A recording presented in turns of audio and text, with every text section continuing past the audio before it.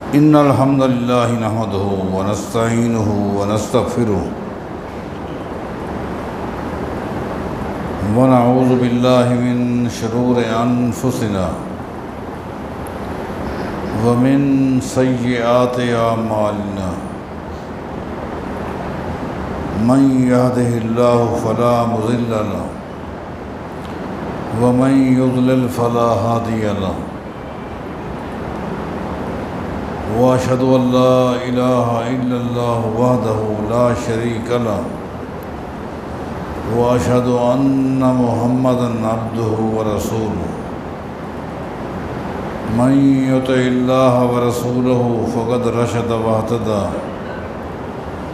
ومن يعص الله ورسوله فقد ضل وغوى أما بعد فإن خير الحديث كتاب الله وخير الهدي هدي محمد صلى الله عليه وسلم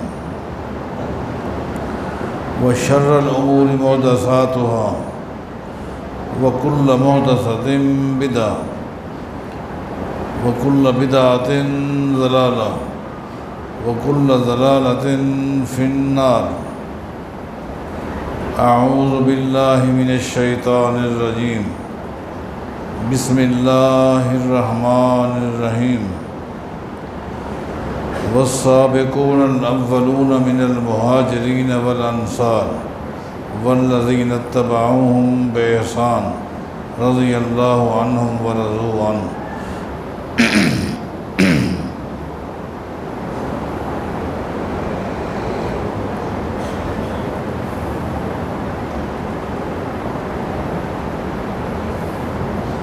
مسند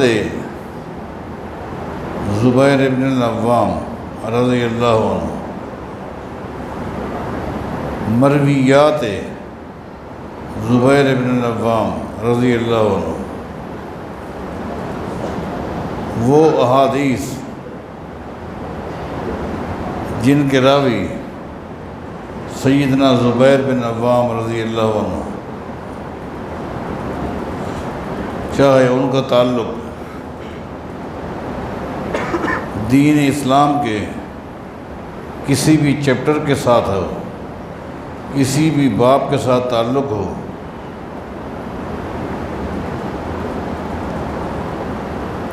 ان روایات کو جہاں تک وقت اللہ کی توفیق سے یاد دیتا رہے گا میں آپ کے سامنے بیان کرتا رہوں گا۔ اس کے لیے میں نے حدیث کی صرف ایک کتاب کا انتخاب کیا ہے، مسند احمد۔ مسند عربی میں اس کتاب کو کہتے ہیں جس میں ہر صحابی کی بیان کردہ روایات کو الگ الگ پیش کیا جائے، تاکہ اگر کوئی شخص کسی صحابی کی جملہ مرویات کو دیکھنا چاہے تو وہ اس صحابی کے باب کے اندر دیکھ سکتا ہے۔ اگر وہ دیکھنا چاہتا ہے کہ سیدنا ابو ہریرہ سے کتنی احادیث ہیں تو وہ مسند ابی ہریرہ دیکھ لیں۔ انس بن مالک، کوئی بھی صحابی اس کی بیان کردہ روایات کو دیکھنا چاہے تو وہ اس مسند میں دے سکتا ہے۔ بعض محدثین نے یہ بڑی محنت کی ہے اور ہر صحابی کی احادیث کو الگ بیان کر دی ہے، چاہے ان کا تعلق نماز سے تھا، روزے سے تھا، حج سے، زکوٰۃ سے، کسی بھی باب سے تھا۔ اس طرح کی محدثین کی بہت ساری کتابیں ہیں۔ مسند ابو یعلا ہے، یہ بھی اسی طرز پہ لکھی گئی ہے۔ مسند بزار ہے، وہ بھی اسی طرز پہ لکھی گئی ہے۔ تو میں نے مسند احمد کا انتخاب کیا ہے، جس کے مصنف، جس کے مؤلف امام اہل سنہ امام احمد بن حنبل رحمہ اللہ ہیں۔ امام احمد بن حنبل رحمہ اللہ نے سیدنا زبیر بن عوام رضی اللہ تعالیٰ عنہ کے حوالے سے جن روایات کو ان کی مسند میں بیان کیا ہے وہ میں آپ کے سامنے بیان کرنے لگا ہوں۔ حوالہ آپ کو بتا دیا، کتاب کا نام آپ کو بتا دیا، اب میں احادیث آپ کو سنانے لگا ہوں۔ حدیث میں آتا ہے عید کا دن تھا، عید کی نماز کے بعد لوگ اپنے اپنے جانور قربانی والے ذبح کر رہے تھے۔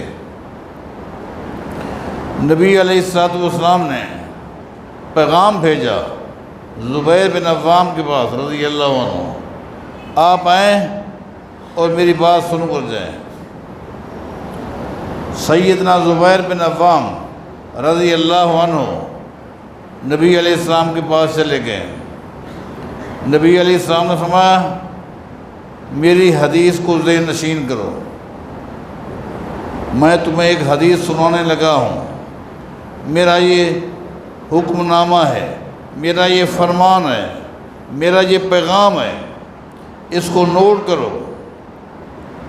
نوٹ کرنے کے بعد تم جاؤ اپنا جو خچر ہے، تمہارا خچر سفید، اس کو نکالو، اس پہ سوار ہو جاؤ پورے مدینہ میں، اور مدینہ کے بعد دور دراز وادیوں تک، جہاں تک تمہارے علم میں ہے کہ یہ وادی مسلمانوں کی ہے،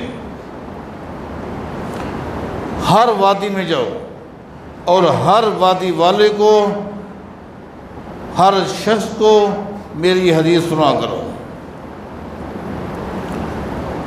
محدثین کہتے ہیں کیا اس شخص کو یہ اعزاز حاصل ہوا زبیر بن عوام کو کہ لاکھوں صحابہ کرام کو، صحابیات کو، ان ہزاروں کی تعداد میں صحابہ کرام کو، صحابیات کو یہ حدیث نبی علیہ السلام کی زندگی میں اگر پہنچی، اس کے راوی زبیر بن عوام ہے رضی اللہ عنہ۔ حدیث کیا تھی؟ نبی علیہ السلام نے فرمایا کہ جاؤ خچر پر سوار ہو کر ہر گلی میں جاؤ، ہر وادی میں جاؤ، ان کو کہو ان رسول اللہ، یہ حدیث کی روایت ہے، ان رسول اللہ صلی اللہ علیہ وسلم قد نہى المسلمین من اکل لحوم الاضاحی فوق ثلاث، کہ ان کو کہہ دو کہ نبی علیہ السلام نے فرمایا کہ کوئی شخص اپنی قربانی کے گوشت کو 3 دن سے زیادہ نہیں کھا سکتا۔ یہ حدیث مختلف الفاظ کے ساتھ اور طرق کے ساتھ احادیث میں موجود ہے۔ کوئی شخص بھی جس نے قربانی کی ہے اپنی قربانی کا گوشت 3 دن سے زیادہ نہیں کھا سکتا۔ یہ حدیث سیدنا زبیر کہتے ہیں کہ میرے دل میں ایک سوال پیدا ہوا اور میں نے کہا کہ ہو سکتا ہے کہ لوگ یہ حدیث سن کر مجھ سے سوال کریں، کیوں نہ ہو میں یہ سوال نبی علیہ السلام سے خود کر لوں۔ اور ایسے ہوا جہاں بھی گئے، جس وادی میں گئے اور جا کر یہ حدیث سنائی، انہوں نے وہی سوال کیا جو سوال زبیر بن عوام کے دل میں اللہ نے ڈالا تھا۔ میں نے کہا اللہ کے رسول صلی اللہ علیہ وسلم، اب ایک شخص ہے، اس نے اپنی قربانی کے لیے بکری ذبح کی ہوئی ہے، دمبا ذبح کیا ہوا ہے، اور اس کے کسی رشتہ دار نے، کسی عزیز نے اونٹ ذبح کیا ہوا ہے، یا گائے ذبح کی ہوئی ہے۔ اگر وہ شخص اونٹ کا گوشت یا گائے کا گوشت اس کے پاس بھیجتا ہے، کیا وہ بھی 3 دن تک کھانا ہے؟ ایک تو تھا اس کی اپنی قربانی کے جانور کا گوشت، آپ نے فرما دیا کہ وہ 3 دن سے زیادہ نہیں کھانا۔ اب یہ گوشت جو ہے اس کی قربانی کے جانور کا نہیں ہے، یہ تو ہدایہ ہے، اس کو کسی عزیز نے، کسی دوست نے بھیجا ہے، اونٹ کا گوشت ہے، گائے کا گوشت ہے، اس کے لیے کیا ہے؟ نبی علیہ السلام نے دیکھ کر مسکرانا شروع کیا، میں زبیر شانک بہی، یہ ہدایہ ہے، اس ہدایہ کو جب تک ہے وہ کھا سکتا ہے، جب تک کھانا چاہے یہ کھا سکتا ہے، یہ ہدایہ ہے۔ اور ایسے ہوا، سیدنا زبیر کہتے ہیں مدینہ کی پہلی گلی میں میں جب داخل ہوا اور میں نے خچر کو روکا اور یہ حدیث سنائی تو سب سے پہلے یہی سوال مجھ سے ام عطا نے کیا۔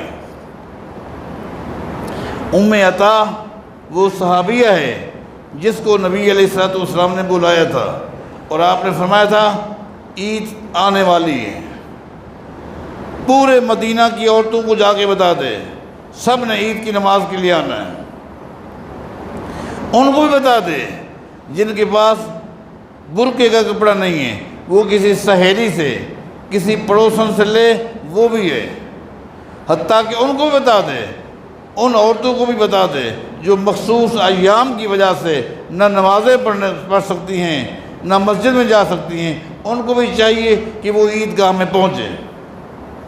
ہاں، جس وقت مسلمان عید کی نماز پڑھیں گے وہ ایک کونے میں بیٹھی رہیں گے۔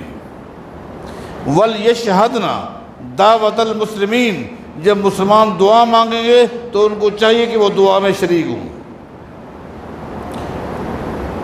سب سے پہلی گلی میں جب زبیر بن عوام پہنچے اور یہ کہا کہ نبی علیہ السلام نے منع کیا ہے کوئی شخص اپنی قربانی کے جانور کا گوشت 3 دن سے زیادہ نہیں کھا سکتا، تو سب سے پہلے ام عطا نے کہا کہ ہمارے پاس اپنا بھی جانور کے گوشت کا ہے اور کچھ لوگوں نے ہمارے پاس ہدایہ میں بھیجا ہے، ان کے لیے کیا حکم ہے؟ جائیں نبی علیہ السلام سے پوچھ کر ہمیں بتائیں کہ جو ہدایہ رشتہ دار دیتے ہیں، دوست احباب بھیجتے ہیں خوشی کا دن ہے، ان کے لیے کیا ہے؟ تو سید زبیر نے کہا یہ سوال اللہ نے میرے دماغ میں ڈالا تھا اور محمد مصطفیٰ سے پوچھ کر رہا ہوں۔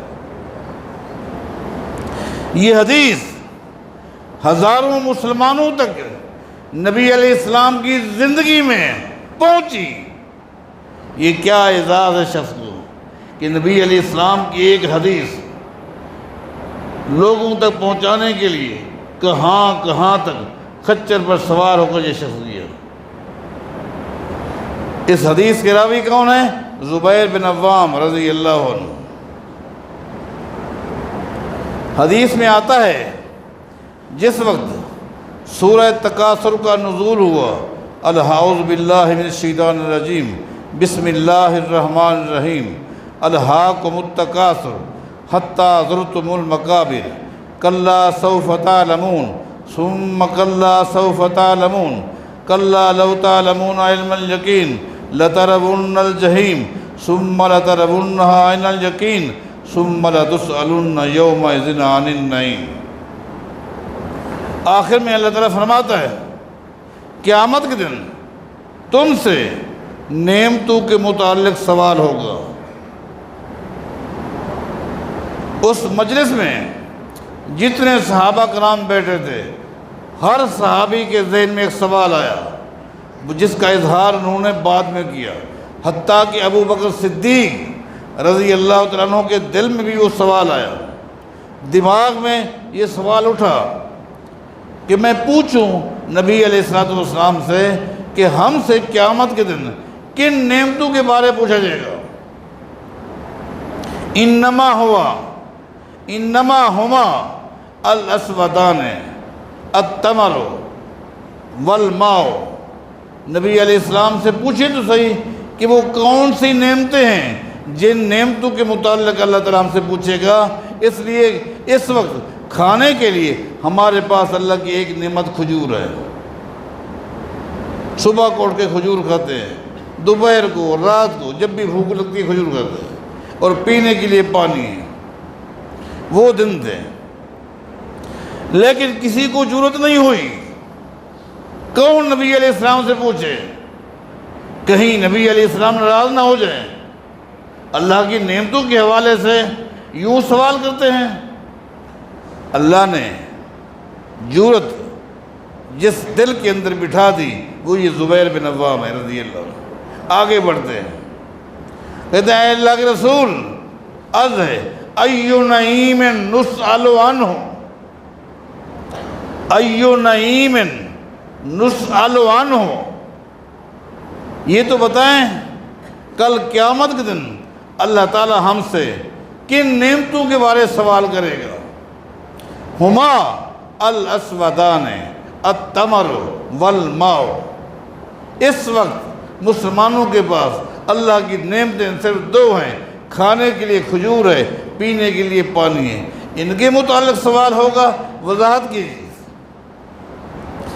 سیدنا زبیر کہتے ہیں جب میں نے مڑ کے دیکھا تمام صحابہ کے چہرے پہ رونق تھی، مسکراہٹ تھی کہ یہی سوال ہم کرنا چاہتے تھے، زبیر کو اللہ نے ہمت دے دی۔ زبیر بازی لے گیا۔ نبی علیہ السلام نے فرمایا زبیر انما ذالک سیکون، زبیر تمہارے سامنے آج کے مسلمانوں کا نقشہ ہے، اور اللہ نے محمد کے سامنے قیامت تک آنے والے مسلمانوں کا نقشہ پیش کیا ہے صلی اللہ علیہ وسلم۔ اس امت پر ایک وقت آنے والا ہے، ایک وقت آنے والا ہے۔ زبیر سن، مسلمانوں سنو، ایک وقت مسلمانوں پر آنے والا ہے، جھوپڑیوں کے اندر رہنے والے محلات کے مالک بن جائیں،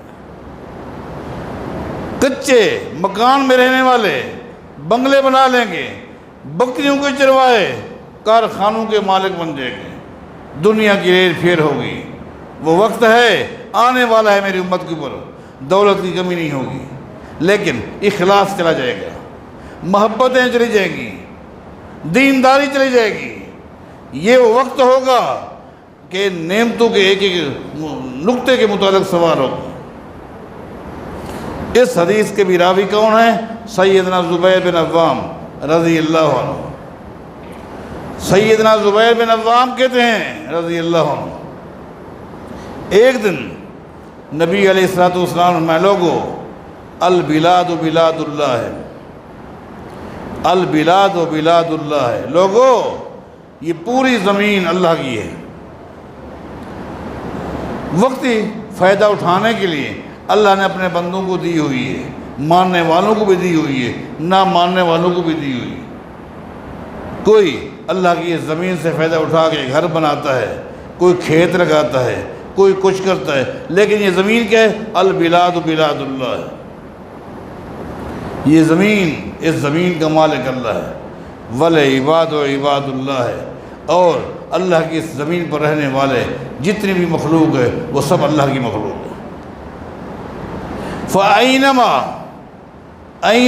أَصْبَحْتَ خَيْرًا فَأَقِمْ، نبی علیہ السلام نے فرمایا لوگوں زمین کے اوپر جس کو موسم کے حوالے سے، معاشت کے حوالے سے، معیشت کے حوالے سے، سکون کے حوالے سے جو پٹی بھی سمجھ آئے وہاں رہے۔ دین نے ایک شرط لگائی ہے، جہاں چاہو رہو، لیکن جہاں بھی جاؤ دین اپنے ساتھ لے کے جاؤ۔ ایسا نہیں ہے کہ جہاں جا رہے ہو وہاں کے کپڑے پہنو گے، وہاں کا پانی پیو گے، وہاں کا موسم، وہاں کا آب و ہوا اور وہاں کا دین، نہیں، دین اپنے ساتھ لے جاؤ، دین اپنے ساتھ چلو لے جاؤ، کوئی اختلاف نہیں۔ تم چاہے عیسائیوں کی پٹی میں جا کے رہو، یہودیوں کی پٹی میں جا کے رہو، مجوسیوں کی ہاں جا کے رہو، کہیں بھی جاؤ، لیکن دین اپنے ساتھ لے کے جاؤ، دین اپنے ساتھ لے جاؤ۔ جب دین اپنے ساتھ لے جاؤ گے، عقیدہ، کچھ لوگ تمہارے عقیدے سے مانوس ہوں گے، کچھ لوگ تمہارے اعمال سے مانوس ہوں گے، کچھ تمہارے اخلاق سے، تمہارے کاروبار سے متاثر ہو کر دین میں آئیں گے، اور یہی ہوا۔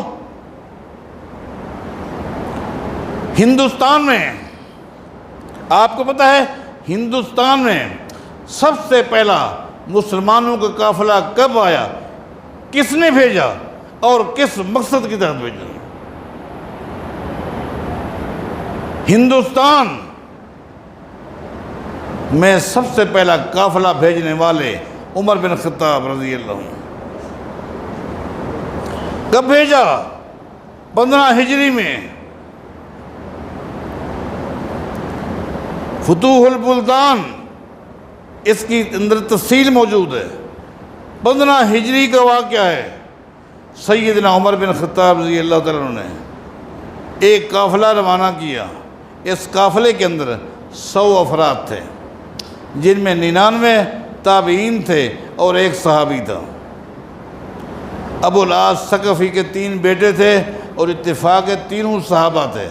عثمان بن ابی العاص الثقفی، مغیرہ، حکم، یہ تینوں بھائی تھے اور تینوں صحابہ تھے۔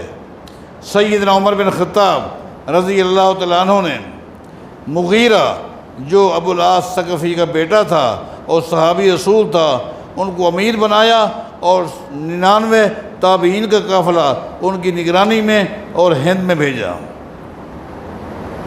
اور کہا جاؤ اور اکیلے نہ جاؤ، اپنا دین اپنے ساتھ لے جاؤ۔ جب یہ قافلہ ہند میں داخل ہوا، یہ ہند جس میں ہم بیٹھے ہوئے ہیں، ہند میں داخل ہوا، ہندوستان کے لوگ حیران ہو گئے کہ زمین کی پشت پر ایسے لوگ بھی ہیں جن کے پاس ایسا دین ہے جس کے اندر چھوٹے بڑے کے الگ الگ حقوق ہیں، مردوں کے الگ حقوق ہیں، عورتوں کے الگ حقوق ہیں، جن میں ہر ایک کی عزت کا دفاع ہے۔ اللہ، ایسا دین ہے جس میں جانوروں کے بھی حقوق ہیں۔ یہ دین دنیا میں موجود ہے۔ لوگ متاثر ہوتے گئے اور دین اسلام میں داخل ہوتے گئے۔ یہاں رک کر ایک بات کہوں، آپ یہ بتائیں، سیدنا عمر بن خطاب رضی اللہ تعالیٰ عنہ نے 100 افراد پر مشتمل سب سے پہلا دعوتی قافلہ، تجارتی قافلہ، یہ دعوتی بھی تھا، تجارتی بھی تھا۔ اور یہ جو لوگ کہتے ہیں کہ بر صغیر پاک و ہند میں اسلام صوفیاء کے ذریعے آیا، یہ سب جھوٹ ہے۔ بر صغیر پاک و ہند میں اسلام آیا ہے عرب تاجروں کے ذریعے آئے۔ عرب تاجروں کا پہلا قافلہ کس نے بھیجا؟ عمر بن خطاب رضی اللہ عنہ۔ میں نے کہا میں آپ سے پوچھتا ہوں ایک بات، 15 ہجری کے اندر مسلمانوں کا یہ قافلہ کون سا دین لے کر آئے تھے؟ اس دین میں کیا چیزیں تھیں؟ اس شریعت میں کیا چیزیں تھیں؟ قرآن و حدیث کے علاوہ کیا تھا؟ بر صغیر پاک و ہند میں آج پہلی مرتبہ 15 ہجری کے اندر اسلام داخل ہو رہا ہے۔ کون سا اسلام؟ حنفی اسلام، شافعی، مالکی، حنبلی، کون سا اسلام؟ جعفری اسلام۔ 15 ہجری میں نہ خوارج کا فرقے کی حیثیت سے وجود تھا، نہ روافض کا فرقے کی حیثیت سے وجود تھا۔ اور یہ جو ائمہ ہیں، ان میں جو سب سے بڑے امام ہیں امام ابو حنیفہ رحمہ اللہ، وہ بھی اس قافلے کی آمد کے 65 سال بعد پیدا ہوئے۔ یہ قافلہ 15 ہجری میں آیا ہے اور امام ابو حنیفہ رحمہ اللہ 80 ہجری میں پیدا ہوئے ہیں۔ تو یہ کون سی شریعت تھی؟ اس شریعت میں کیا چیزیں تھیں؟ صرف 2 ہی چیزیں تھیں، یہ قرآن تھا، یہ محمد مصطفیٰ کی سیرت تھی۔ پھر ہم کیوں نہ کہیں اسلام 15 ہجری کے اندر جو ہندوستان میں داخل ہوا، آج اسی شکل میں، اسی صورت میں، اسی کنڈیشن میں آج اگر کسی کے پاس دین ہے تو وہ اہل حدیث ہے۔ میں عرض کر رہا تھا کہ نبی علیہ السلام کا فرمان جس کے راوی سیدنا زبیر بن عوام ہے رضی اللہ عنہ، البلاد بلاد اللہ ہے، لوگو یہ زمین اللہ کی ہے، والعباد عباد اللہ ہے، اس پہ رہنے والی مخلوق بھی اللہ کی ہے، جس کو جو پٹی پسند آئے وہاں رہے، لیکن اسلام کو چھوڑ کے نہ جائے، اسلام کو ساتھ لے کے، اسلام کو ساتھ لے کے۔ سیدنا زبیر بن عوام کہتے ہیں رضی اللہ عنہ، نبی علیہ السلام نے فرمایا دب الیکم داء الامم قبلکم، لوگو میری امت پر ایک وقت آنے والا ہے، دب الیکم داء الامم قبلکم، ایک وقت آنے والا ہے کہ میری امت میں سابقہ قوموں کے اندر جتنی برائیاں تھیں سب داخل ہو جائیں گی۔ آگے فرمایا الحسد والبغضاء، لوگوں خاص طور پر حسد اور بغض بہت جلدی میری امت میں داخل ہو جائیں گے۔ ان قریب میری امت میں یہ خطرناک بیماریاں آ جائیں گی۔ کیا معنی حسد کا، کیا معنی بغض کا؟ مطلب یہ کہ ان قریب میری امت پر ایک وقت آنے والا ہے، ایک مسلمان دوسرے مسلمان بھائی کی عزت کو، ترقی کو، اچھا کھانا، اچھی رہائش، اچھی سواری کو دیکھ کر برداشت نہیں کرے گا۔ قریب کے لوگ، قریب کے چاہنے والے، تکلیف شروع ہو جائے گی، یہ مجھے کراس کیوں کر گیا؟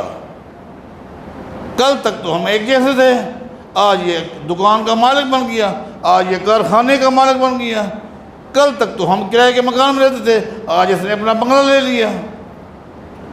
جلن، حسد، بغض، فرمایا کہ ان قریب بہت جلدی میری امت میں یہ بیماری ہے۔ آگے فرمایا البغضاء ہی الہالکہ، لوگوں حسد کو، بغض کو معمولی بیماری نہ سمجھنا، معمولی گناہ نہیں ہے، آپ نے اس کو معمول نہیں سمجھنا کہ یہ حسد، یہ بغض، یہ کینہ معمولی بیماری۔ فرمایا نہیں، ہی الہالکہ۔ حدیث کے راوی کون ہے؟ سیدنا زبیر بن عوام رضی اللہ عنہ۔ نبی علیہ السلام فرماتے ہیں ہی الہالکہ، یہ تو ہالکہ ہے۔ ہالکہ کہتے ہیں بلیڈ کو، استرے کو۔ فرمایا کہ یہ استرا ہے، لیکن فرمایا ولا اقول، نبی علیہ السلام فرماتے ہیں ولا اقول تہلک الشعر، یہ وہ استرا نہیں ہے جو انسان کے بالوں کو صفایا کر دیتا ہے، ولیکن تہلک الدین، یہ وہ استرا ہے جو انسان کے پورے دین کو برباد کر دے۔ قربان جائیں، 1414 سال پہلے جو بات نبی علیہ السلام نے بیان کی، آج ہم دیکھ رہے ہیں یہ بیماری کس تیزی کے ساتھ اس امت میں داخل ہو چکی۔ پچھلے دنوں پنجاب کے ایک علاقے کے حوالے سے میرے دوستوں نے مجھے بات بتائی کہ وہ شخص غالباً موٹر سائیکل لینے کے لیے جا رہا تھا اور کہیں سے کسی جگہ پر لوگ 3-3 ہزار جمع کر کے قرآن اندازی کر رہے تھے۔ کوئی ٹیم ہوگی، آج کل آپ کو پتہ ہے جائز ناجائز کی بات نہیں کر رہا، کہ جو 3-3 ہزار جمع کرے، آج شام کو قرآن اندازی ہوگی، جس کا نام آئے گا اس کو ہم ٹریکٹر دیں گے۔ اس نے کہا چلو میں اپنی قسمت آزمائی کرتا ہوں۔ وہ تو قسطوں پہ موٹر سائیکل لینے کے لیے جا رہا تھا، روک گیا، 3,000 جمع کرا دیا، شام کو قرآن اندازی میں اسی کا نام آ گیا۔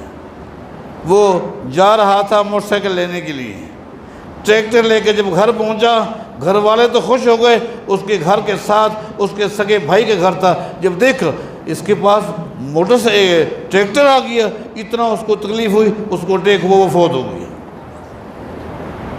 خطرناک حسد، کینہ، بغض، اس خطرناک بیماری کی زد میں امت آ جائے گی، آج آ چکی ہے۔ آگے نبی علیہ السلام میں سنو، والذی نفس محمد بیدہ، یہ وہی حدیث چل رہی ہے، طویل حدیث ہے۔ والذی نفس محمد بیدہ، مجھے اس ذات کی قسم ہے جس کے ہاتھ میں محمد کی جان ہے، لا تدخلوا الجنت حتی تؤمنوا، اس وقت تک تم مومن نہیں بن سکتے، اس وقت تک تم جنت میں داخل نہیں ہوگے جب تک کہ پکے مومن نہیں بنو گے، ولا تؤمنوا حتی تحابوا، اور اس وقت تک مومن نہیں بن سکتے جب تک کہ تم آپس میں محبت نہیں کرو گے۔ افلا ادلکم علی شیء اذا فعلتموہ تحاببتم، لوگو نبی علیہ السلام فرماتے ہیں تمہیں میں ایک نسخہ بتاتا ہوں، اس پر عمل کرو گے تو تم محبت کرنے والے بن جاؤ گے۔ افشوا السلام بینکم، جہاں تک ہو سکے سلام کو عام کرو، جہاں تک ہو سکے سلام کو عام کرو۔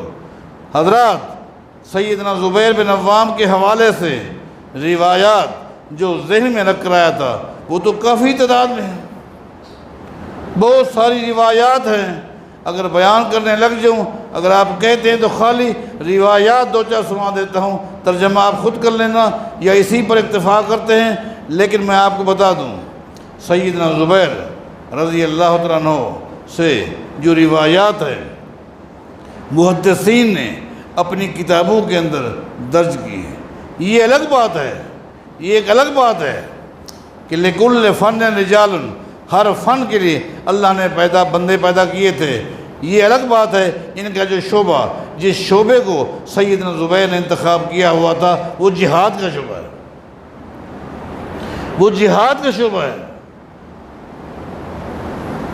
امام احمد بن حنبل فرماتے ہیں زمین کی پشت پر قیامت تک مسلمانوں کی ایک جماعت حق پر رہے گی، دنیا کی کوئی طاقت ان کو حق سے نہیں ہٹا سکے گی۔ آگے امام احمد بن حنبل فرماتے ہیں، اور یہی بات امام علی مدینی نے کہی ہے، اور یہی بات ان دونوں کے استاد یزید بن ہارون جو پہلی صدی ہجری کی آخر میں پیدا ہوئے ہیں انہوں نے کہی ہے۔ فرماتے ہیں اِلَّمْ يَكُونُوا اہل الحدیث فلا ادری من ہوں، اگر یہ لوگ یہ جماعت اہل حدیث نہیں تو پھر میں نہیں سمجھتا کون ہو سکتے ہیں۔ امام قاضی عیاض فرماتے ہیں اس جماعت اہل حدیث میں صرف خالی محدثین نہیں ہیں، جو لوگ کہتے ہیں یہ لفظ محدثین کے لیے استعمال ہوا نہیں، فرمایا کہ منہم شجاعون متقاتلون، ان میں کچھ لوگ ایسے ہیں جنہوں نے ایک شعبے کو لے کر دن رات میدان میں اترے ہوئے ہیں اور دشمن کا مقابلہ کر رہے ہیں۔ وَمِنْهُمْ الْفُقَهَاء، اس جماعت میں کچھ فقہا بھی ہیں جو آنے والے مسائل کا استنباط استخراج یہ کرتے۔ وَمِنْهُمْ الْمُحَدِّثُونَ، ان میں کچھ لوگ محدثین بھی ہیں۔ وَمِنْهُمْ الْآمِرُونَ بِالْمَعْرُوفِ وَالنَّاهُونَ عَنِ الْمُنْکَرِ، کچھ ایسے ہیں دعوت کا کام کرتے ہیں۔ وَمِنْهُمْ الزُّہَادُ، کچھ لوگ ایسے بھی ہیں نفلی عبادت نفلی صدقہ خیرات میں لگے ہوئے ہیں۔ تو سیدنا زبیر چوٹی کے مجاہد تھے، چوٹی کے مجاہد تھے، ہر وقت ان کے کندھے پر تلوار نیزہ رہتا تھا، اور نبی علیہ السلام کی زندگی میں وہ کون سی جنگ ہے جس جنگ میں یہ شریک نہ ہو۔ کثرت کے ساتھ احادیث کا بیان نہ کرنے کا معنی یہ نہیں ہے کہ احادیث سے ان کو تعلق نہیں تھا، احادیث سے محبت نہیں تھی، احادیث ان کے پاس نہیں تھی، ورنہ آپ بتائیں اس امت کے افضل ترین انسان ابو بکر صدیق ہیں، لیکن احادیث روایت کرنے میں ان کو کراس کر گئے کون؟ سیدنا ابو ہریرہ رضی اللہ عنہ، عمر بن خطاب کو کراس کر گئے، عثمان بن عفان کو کراس کر گئے، علی بن ابی طالب کو کراس کر گئے۔ آپ کیا کہیں گے؟ عبداللہ بن عمرو بن عاص، آپ غور کریں، ایک عبداللہ ہیں، عمر کے بیٹے ہیں، عمر بھی صحابی، بیٹا بھی صحابی، جہادی حوالے سے باپ بیٹے کو کراس کر گیا، حدیث یاد کرنے میں لکھنے میں بیٹا باپ کو کراس کر گیا۔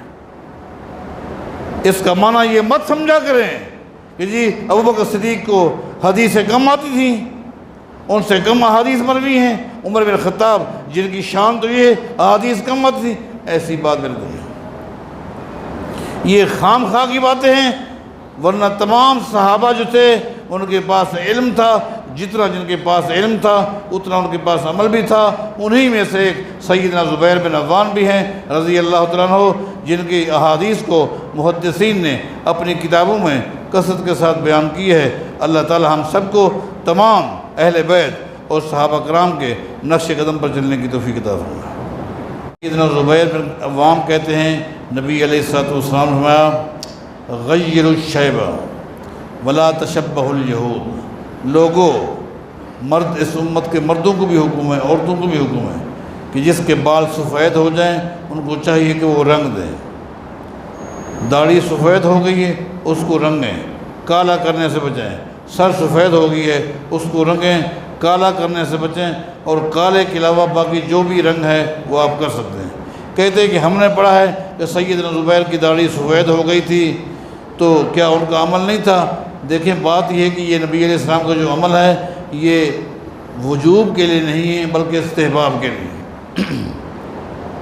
احادیث کے سیاق و سباق کو دیکھا جاتا ہے، فیصلہ جو کیا جاتا ہے وہ احادیث کے سیاق و سباق کو دیکھ کر کیا جاتا ہے۔ یہ حدیث ہے کہ داڑھی کو رنگو، بالوں کو رنگو، کالا کرنے سے بچو، یہ حکم جو ہے وجوب کے لیے نہیں ہے بلکہ استحباب کے لیے۔ اس کا معنی یہ ہے کہ جو رنگتا ہے اچھا ہے، جو نہیں رکھتا یہ بھی جائز ہے۔ جہاں گنجائش ہے پھر آدمی کا اپنا جو معاملہ ہے وہ کس کو پسند کرتا ہے وہ کرے، یہ وجوب کے لیے آج تک نہ کسی نے کہا ہے اور نہ ہی وجوب کے لیے ہے۔ اللہ تعالی ہم سب کو صحابہ کرام کے بارے اچھی فکر رکھنے کی توفیق عطا فرمائے۔ اقول قولی ھذا واستغفر لی ولکم وآخر دعوانا الحمد للہ۔